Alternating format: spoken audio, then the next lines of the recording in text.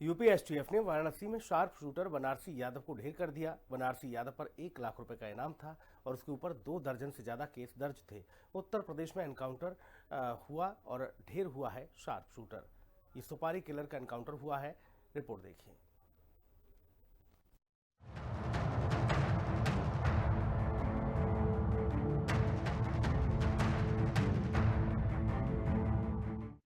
UP में encounter, ढेर हुआ शार्प शूटर। महेश गौतम हत्याकांड में था वांटेड। 1 लाख रुपए का इनामी बनारसी यादव मारा गया।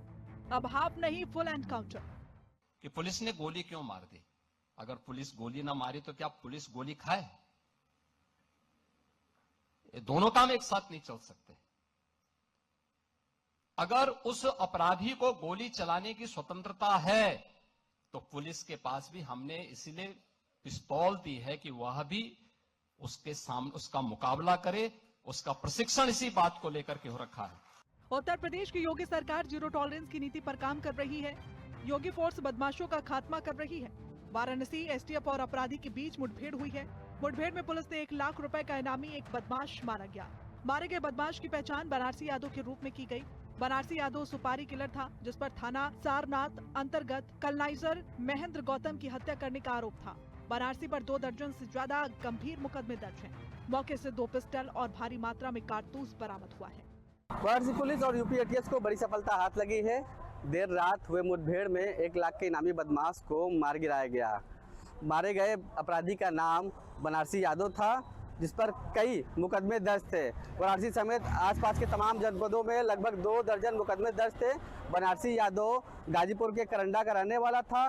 बीते साल सारनाथ क्षेत्र में हुए कॉलोनाइजर महेंद्र गौतम की हत्या में भी उसका हाथ था। हालांकि महेंद्र गौतम की हत्या में 4 लोगों को पहले ही पुलिस ने हिरासत में लेकर जेल भेज दिया था। अब जो मुख्य किलर था बनारसी यादव, पुलिस ने उसे भी गिरफ्तार कर लिया है। बनारसी यादव सातिर किस्म का अपराधी था और पुलिस से बचने के लिए वो ना मोबाइल का प्रयोग करता था, ना किसी इलेक्ट्रॉनिक गैजेट का प्रयोग करता था।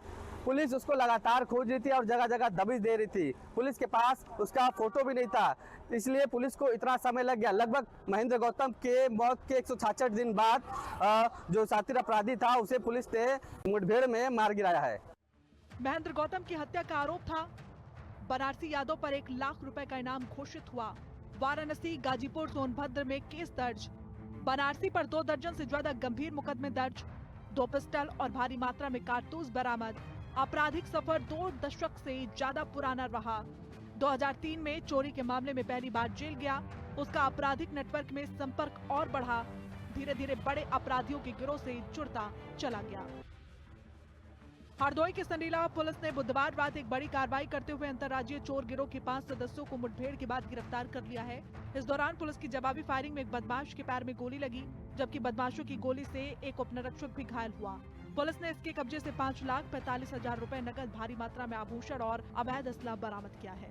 थाना संडीला के पास मुठभेड़ के दौरान 5 बदमाशों को गिरफ्तार करने में सफलता प्राप्त की गई है। दौरान मुठभेड़ फायर ऑफ एक्सचेंज में एक बदमाश लल्लू पुत्र पुत्तीलाल निवासी ग्राम भरीगैना थाना संडीला गोली लगने से घायल हुआ है, जिसे तत्काल उचित उपचार हेतु चिकित्सालय भेजा गया। मुठभेड़ के दौरान घायल उपरीक्षक कमलेश पाठक थाना संडीला को भी उपचार हेतु भेजा गया है। पुलिस द्वारा पकड़े गए बदमाश लल्लू सहित उसके कुल 5 साथियों से थाना संडीला, अतरौली, कासिमपुर क्षेत्र के अंतर्गत इनके द्वारा कारित की गई विभिन्न चोरियों के माल, जिसमें 5,45,000 रुपए नकद, सोने चांदी के आभूषण बरामद हुए हैं। यूपी में अपराधियों के खिलाफ पुलिस योगी की जीरो टॉलरेंस की नीति पर काम कर रही है। विरोधी एनकाउंटर पर आए दिन सवाल उठाते रहते हैं। इस पर सीएम योगी आदित्यनाथ ने क्लियर कट जवाब दिया। उन्होंने कहा कि जब अपराधी कानून को मानता नहीं, वो पुलिस पर फायर करता है, तो क्या पुलिस को बंदूक सिर्फ दिखाने के लिए दी गई है? ब्यूरो रिपोर्ट, हिंदी खबर।